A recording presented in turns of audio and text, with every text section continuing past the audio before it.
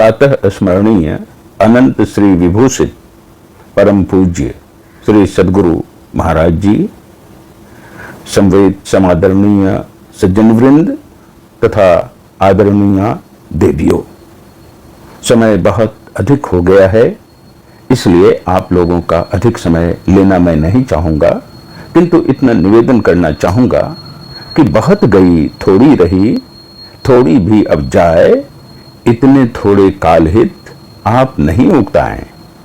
आज इस सभा के लिए जो आप लोगों ने मुझे अध्यक्ष पद पर प्रतिष्ठित कर उसका भार दिया है, उसको स्वीकार कर आप लोगों के प्रति मैं आभार प्रकट करता हूं।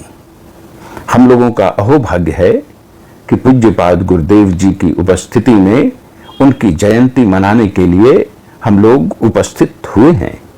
जिस प्रकार समय पाकर सरोवर में सरसिज उत्पन्न होकर अपने सौरभ से संसार को सुरभित करते हैं, उसी प्रकार समय समय पर संतगण धरा पर अवतार लेकर अपने ज्ञानालोक से लोक को आलोकित करते रहे हैं।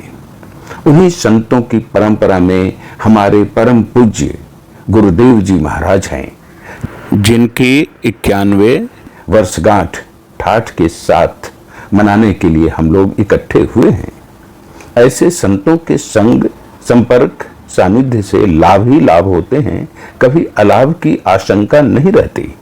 ज्ञातव्य है कि दुष्ट जन उपकारी के भी अपकारी होते हैं और शिष्ट जन उपकारी के प्रत्युपकारी होते हैं, किंतु संत जन स्वभाव से ही उपकारी और प्रत्युपकारी तो होते ही हैं, साथ ही अपकारक के भी उपकारक होते हैं।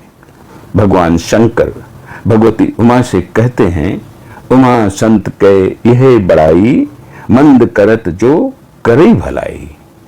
इस संबंध में एक लघु कथा सुनाऊं।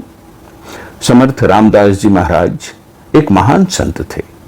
एक बार वे भिक्षा की इच्छा से एक गृहपति के द्वार पर पधारे। गृह स्वामिनी अपने स्वामी को भोजन करा चौका लगा रही थी। समर्थ राम की टेर सुनकर उनको समझने में देर नहीं लगी कि कोई भिक्षा वृत्ति वाला अपने उदर पूर्ति के लिए उपस्थित हुआ है। फिर क्या था, क्रोध ने गृह स्वामिनी को अबोध कर डाला। मानो प्रतिशोध की भावना से भावित हो, उसने आवेश में आकर जिस कपड़े को मिट्टी पानी में भिगोकर चौका लगा रही थी, जोर से समर्थ के शरीर पर दे मारा। उनका समस्त शरीर जूठन से भर गया। फिर भी वे तो संत ठहरे।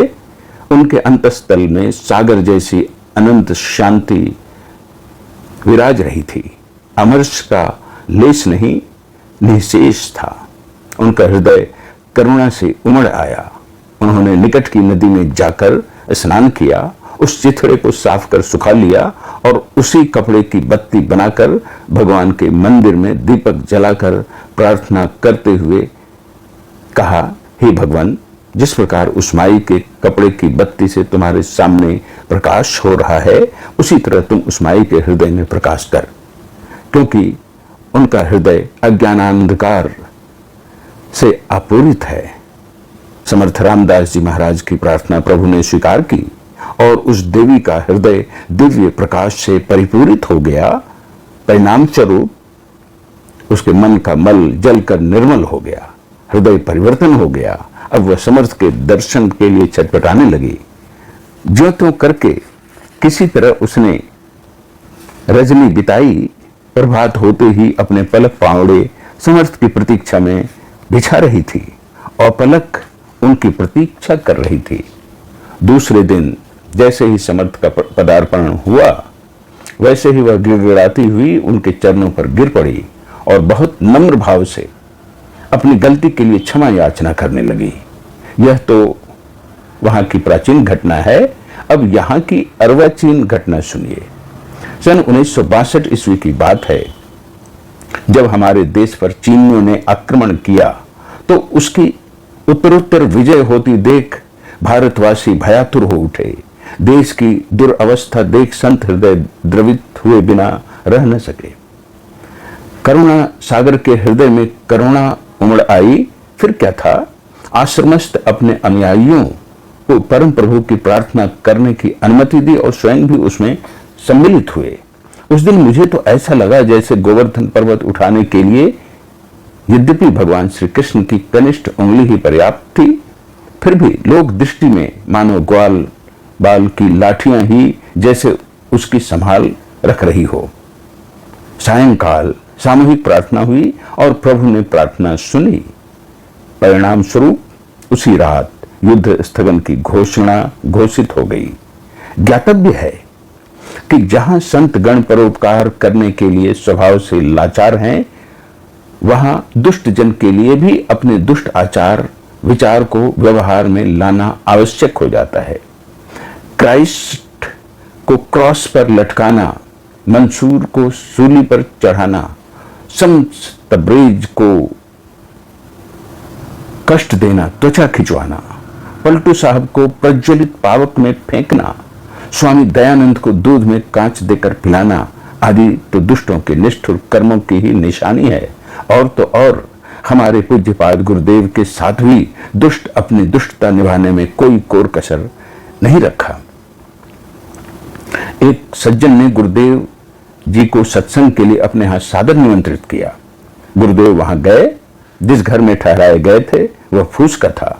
दुष्टों ने उसमें आग लगाकर गुरुदेव को जलाकर मारने में ही अपना परम पुरुषार्थ समझा।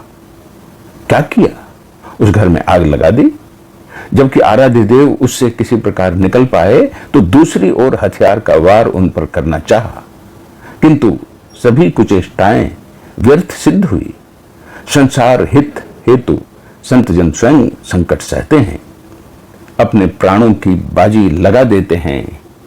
विश्व उपकार हित उनका चित्त सतत व्यग्र रहता है। परोपकाराय सताम विभूतिया को चरितार्थ करने वाले हैं हमारे चरित्र नायक संत सदगुरु महाराज जी। इस अवसर पर संत दादू दयाल जी की बात मुझे याद आती है। उन्होंने कहा है, दादू जाने न कोई संतन की गति गोई। मैं अपनी बात कहता हूं। उन दिनों मैं पुरैनिया जिला अंतर्गत मनिहारी के सत्संग मंदिर में रहता था। एक बार गुरुदेव ने मुझ पर कृपा की और प्रतिदिन 3 बजे ब्रह्म मुहूर्त में मैं उन्हें जगा दूं, ऐसी आज्ञा उनसे मिली। उनके आदेशानुसार उनको जगाने के लिए मैंने अपने पास एक अलार्म घड़ी रख ली। जब ब्राह्म मुहूर्त में 3 बजे घड़ी की टन आवाज होती तो मैं उठकर गुरुदेव के निकट जाता। जैसे ही दरवाजे के निकट पहुंचता वैसे ही गुरुदेव कहते, कौन? महावीर जी। मैं कहता, जी हां। पुनः वे कहने की कृपा करते, अच्छा जाइए, आप ध्यानाभ्यास कीजिए। और वे स्वयं स्थानीय सत्संगी सज्जन श्री बाबू नारायण प्रसाद जी अग्रवाल के साथ गंगा स्नान करने चले जाते। इस प्रकार लगातार 1 महीना पर्यंत जब जब मैं गुरुदेव को ब्रह्म मुहूर्त में जगाने जाता तो उनको जगा हुआ ही पाता। अंत में मैंने अपने मन में कहा, जिन्होंने समस्त संसार को अज्ञान निद्रा से जगाने के लिए अवतार धारण किया है, मूढ़, तू उनको क्या जगावेगा? उन्होंने तो तुम्हें ही ब्रह्म मुहूर्त में जगाने के लिए गंगा नहाने का बहाना किया है। इस प्रकार की अनेक घटनाएं हैं। इनके समस्त संकेत रहस्यमय होते हैं। किस विधि किसकी भलाई हो, उपकार हो, उद्धार हो, कल्याण हो, इस चिंतना की अभिव्यंजना उनके प्रत्येक व्यवहार में हम पाते हैं। गत वर्ष की बात है, आराध्य देव मनिहारी सत्संग मंदिर में विराज रहे थे। महीना ज्येष्ठ का था। मध्याह्नकालीन मार्तंड मानो अनल उगल रहा था। लू चल रही थी। उसी समय मुंगेर जमालपुर के श्रद्धेय स्वर्गीय राय बहादुर श्री दुर्गादास जी, तुलसी महोदय के ज्येष्ठ पुत्र बाबू नंद कुमार तुलसी जी पूज्य गुरुदेव के दर्शनार्थ वहां पहुंचे। उनकी इच्छा थी कि मनिहारी सत्संग मंदिर में कुछ काल ठहरकर गुरुदेव के दर्शन, स्पर्शन और उपदेश से लाभ उठावें। लेकिन प्रणिपात के पश्चात पूज्य गुरुदेव के निकट बैठते ही उनके सामने विकट समस्या उपस्थित हो गई, और वह यह कि उनको पुनः उसी ट्रेन से स्वगृह प्रस्थान का गुरुदेव से आदेश मिला। उनकी आशावल्ली पर तुषारपात हो गया। उन्होंने मुझसे सारी बातें कही। मैंने जब उनकी ओर देखा, एक ओर उनका सुकोमल तन, दूसरी ओर पूज्य गुरुदेव का वचन, एक ओर पसीने से शरीर लथपथ और दूसरी ओर कड़ाके की गर्मी और कठोर पथ। मैं प्रत्यक्ष प्रभु पद में प्राणीबद्ध प्रार्थना की। परिणाम स्वरूप पूज्यपाद ने पिघलकर एक रात ठहरने की अनुमति उनको दी। दूसरे दिन प्रातः प्रस्थान कर श्री नंद कुमार बाबू अपने घर पहुंचे। वहां उनके मामा जी और मामी जी बीमार थीं। परिस्थिति उनके सामने आ गई। यदि उस दिन वे अपने घर नहीं पहुंचते तो उनको भारी क्षति उठानी पड़ती, लेकिन इनके पहुंचने पर होने वाली भारी क्षति से उनकी रक्षा हो गई। इस तरह गुरुदेव व्यक्त और अव्यक्त रूप में किस भक्त की किस प्रकार रक्षा करते हैं कौन कहे। मैं तो देखता हूं भगवान श्री कृष्ण का यह वाक्य, योग क्षेमम वहाम्यहम, को ये पूर्ण रूपेण चरितार्थ कर रहे हैं। गुरु महाराज का ज्ञान विशाल है। आपने एक ईश्वर की भक्ति दृढ़ाई, उसके स्वरूप के संबंध में आपने बतलाया है, जो परम तत्व आदि अंतरहित असीम अजन्मा अगोचर सर्वव्यापक और सर्वव्यापकता के भी परे है, उसे ही सर्वेश्वर सर्वाधार मानना चाहिए। भक्ति के साथ आपने ज्ञान और योग का सुंदर संयोग बिठाया है। जैसे आकाश में उड़ने के लिए पक्षी को पंख, पग और पूंछ, इन तीनों की आवश्यकता होती है, उसी भांति आपने अध्यात्म गगन में गमन करने के लिए तीनों ज्ञान, योग और भक्ति की अनिवार्य आवश्यकता बताई है। जैसे क्यू के साथ यू का संबंध होता है, वैसे ही भगवत भक्ति के साथ आपने सदाचार का पालन अर्थात झूठ, चोरी, नशा, हिंसा और व्यभिचार का निवारण अत्यंत आवश्यक बतलाया है। सदाचार पालन के बिना अध्यात्म पथ पर एक डेग भी चलना संभव नहीं। इस अवनी तल पर आपका अवतरण सन 1884 ईस्वी में हुआ। वह आज की बैसाख शुक्ल चतुर्दशी की ही भांति पावन तिथि थी। आपका अवतार चमत्कार पूर्ण हुआ। शैशवावस्था से ही आपके सिर पर 7 जटाएं थीं, जिसको जन्म जात योगी का प्रतीक हम कह सकते हैं। बाल्यकाल से ही आपके आध्यात्मिक रुचि थी, जिसकी अवस्था वृद्धि के साथ दिनानुदिन अभिवृद्धि होती गई और 1904 ईस्वी की 4 जुलाई को विद्यालय पर त्याग कर प्रभु की खोज में आप निकल पड़े। आपने अपने जीवन का परम लक्ष्य परम प्रभु की प्राप्ति निश्चित किया। आप इस बात को अच्छी तरह जानते थे कि हरि हैं एक शब्द के सार में, जो चाहें सो करें संत दरबार में, तुरंत मिलावें राम एक ही बात में, अरे हारे पलटू लाली मेहंदी बीच छिपी है बात में। इस हेतु आपने सर्वप्रथम संत की खोज आरंभ की। साधु संतों की खोज में आपने गिरी गुहाओं और अरण्यों को छान डाला, किंतु श्रम सार्थक सिद्ध नहीं हुआ, क्योंकि संतों के दर्शन सहज नहीं। खोजते खोजते दरिया पंथ के साधु बाबा रामानंद स्वामी जी से आपने दीक्षा ली। उन्होंने मानस जप, मानस ध्यान और खुले नेत्र से त्राटक की क्रिया बताई, जिसका निष्ठापूर्वक अभ्यास आपने वर्षों किया। प्रभु पथ पर चलने का प्राथमिक संबल आपको मिला। उसके पश्चात की उपयुक्त साधना से उपर्युक्त स्वामी जी भी अनभिज्ञ थे, इसलिए उनसे आपके आध्यात्मिक जिज्ञासा की तृप्ति नहीं हो सकी। अंततः मुरादाबाद निवासी संत बाबा देवी साहब के शिष्य, जो इसी मायागंज के निवासी थे, स्वर्गीय राजेंद्र बाबू से दृष्टि साधन की क्रिया आपने प्राप्त की और शब्द साधना की क्रिया स्वयं बाबा देवी साहब से। इन साधनाओं का नित्य नियमित रूप से वर्षों अभ्यास कर आपने उस सत्य का साक्षात्कार किया, जो वेद, उपनिषद और संतवाणी प्रभृति सदग्रंथों द्वारा अनुमोदित है। कबीर, नानक, पलटू आदि संतों की भांति आपने भी अपनी साधना के आलोक में अज्ञानांधकार में भटकते हुए असंख्य मानवों के हृदय में अध्यात्म चेतना की ज्योति जगाई। यही हेतु है कि आज वैदिक धर्मावलंबियों के लिए तो कहना ही क्या, बौद्ध, इस्लाम, ईसाई भी आपसे दीक्षित होकर अपने को कृतकृत्य मान रहे हैं। आपका अवतार प्राणी मात्र के उद्धार के लिए हुआ है। आपका उदार उद्गार है, जितने मनुष्य तनधारी हैं प्रभु भक्ति कर सकते सभी, अंतर व बाहर भक्ति कर घटपट हटाना चाहिए। और साधना की सरल प्रक्रियाएं हैं। गुरु जाप, मानस, ध्यान, मानस कीजिए दृढ़ साध कर, इनका प्रथम अभ्यास कर श्रुत शुद्ध करना चाहिए। घट तम प्रकाश व शब्द पट तरह जीव पर हैं छा रहे, कर दृष्टि और धन योग साधन ये हटाना चाहिए। किंतु इन साधनाओं के साथ आपका यह शर्त भी है, सत्संग नित और ध्यान नित रहिए, करत संलग्न हो, व्यभिचार, चोरी, नशा, हिंसा, झूठ त्यजना चाहिए। साथ ही परभाग्योपजीवी व परमुखापेक्षी होने की शिक्षा आप नहीं देते। आप स्वावलंबी और सदाचारी जीवन व्यतीत करने की सीख देते हैं। आप अपने प्रवचन में बार बार कहा करते हैं, घर बार में रहो, पवित्र रोजगार करो, अपने पसीने की कमाई से जो कुछ मिल जाए उसमें संतुष्ट रहो और भगवत भजन करो। आपके प्रचार का क्षेत्र विशेषकर देहात रहा है, इसलिए विशेषतः आपने समाज के असंख्य पीड़ित, दलित, शोषित और अशिक्षित मनुष्यों में अपनी साधना का प्रचार कर उनका उद्धार किया है।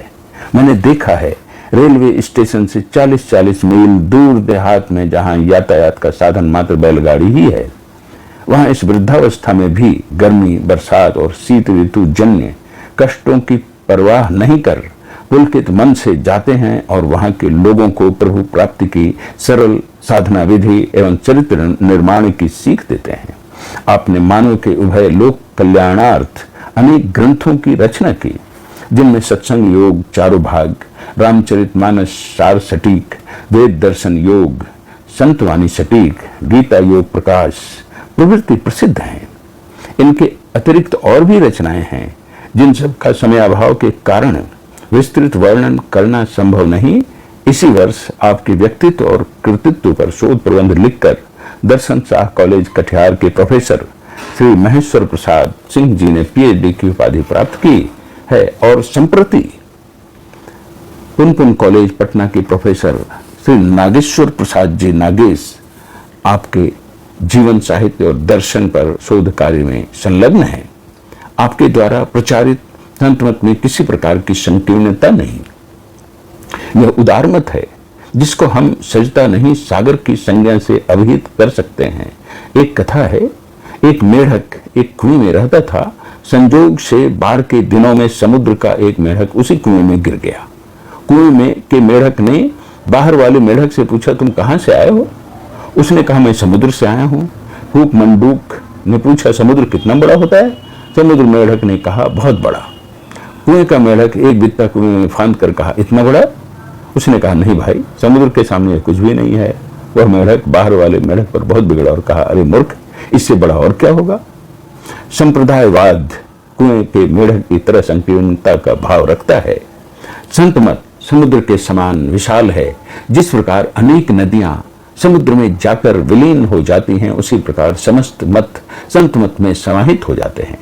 पूज्यपाद गुरुदेव के विचार अनुसार संतों की वाणियां पढ़ी जाएं, उपनिषद पढ़ी जाएं, वेद पढ़ा जाए, कुरान पढ़ा जाए अथवा बाइबल पढ़ी जाए, सब में ईश्वर तक जाने का एक ही मार्ग है। जैसे किसी भी देश, जाति, धर्म व मजहब के कोई भी नर व नारी, धनी व निर्धन, विद्वान व अविद्वान क्यों न हो, परम प्रभु परमात्मा ने सबको देखने के लिए एक ही मार्ग, आंख, सुनने के लिए कान, गंध ग्रहण करने के लिए नासिका और भोजन करने के लिए मार्ग एकमात्र मुंह दिया है। उसी तरह ईश्वर तक जाने का मार्ग भी सबके अंदर एक ही है, किंतु वह अंतर मार्ग है और उस पर चलकर प्राप्त करने वाली चेतनात्मा है। भक्ति घटने वाली चीज नहीं है। संत कबीर साहब ने कहा है, भक्ति बीज बिन से नहीं, जो जुग जाए अनंत, ऊंच नीच घर जन्म ले, तो संत को संत। भक्ति बीज पलटे नहीं, आनी पड़े जो चोल, कंचन जो विष्ठा पड़े, घटे न वाको मोल। भक्ति घटने वाली चीज नहीं, बढ़ने वाली है।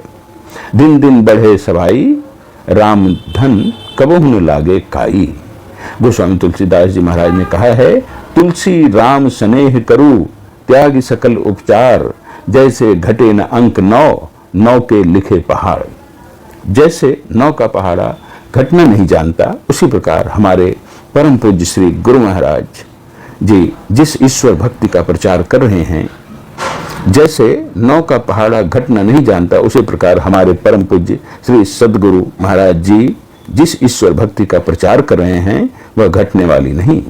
भगवान श्री कृष्ण के विचारानुसार इसका स्वल्प अभ्यास करने वाले का भी पतन नहीं होगा। वह इस स्थूल शरीर को छोड़कर स्वर्ग लोक जाएगा, वहां विशाल स्वर्ग सुख भोग कर पुनः इस जगती तल पर आकर किसी पवित्र श्रीमान के घर जन्म लेगा अथवा योगी कुल में जन्म लेगा। पुनः पूर्व जन्म के संस्कार से प्रेरित होकर वह प्रभु भक्ति करेगा और कई जन्मों के अनंतर प्रभु को प्राप्त कर परम शांति को पावेगा और भव के सब दुखों से मुक्त हो जाएगा। हमें चाहिए कि प्रभु प्राप्ति का सरल यत्न क्रियावान शुद्धाचारी संत सदगुरु से जाने और उसका नित्य अभ्यास कर अपने मानव जीवन को सफल बनावें। अंत में मैं आप लोगों को धन्यवाद देता हूं कि इतनी अधिक देर हो जाने पर भी आप धैर्य धारण कर शांत भाव से सत्संग वचन सुनते रहे। परम प्रभु परमात्मा के पद में आपकी अनुरक्ति दिनानुदिन बढ़ती रहे, यह उनसे मेरी प्रार्थना है। श्री सद्गुरु महाराज की जय।